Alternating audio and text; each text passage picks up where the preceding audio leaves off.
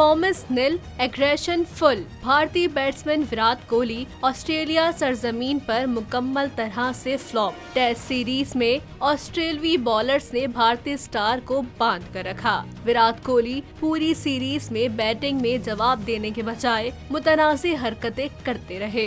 विराट कोहली ने Sydney cricket ground में तमाशाइयों की तरफ इशारा करके इश्तियाल दिलाया। उन्होंने ball tampering scandal sand paper style में तमाशाइयों की तरफ इशारे किए। सिडनी टेस्ट में खेल के तीसरे रोज विराट कोहली कायम मकाम कप्तान थे। तमाशाइयों ने उनको देखकर शोर मचाया।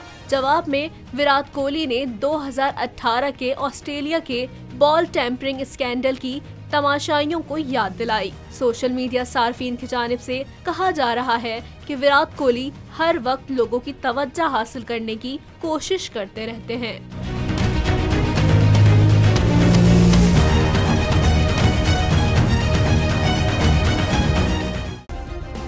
सब्सक्राइब करें और बेल दबाएं ताकि कोई खबर रह न जाए।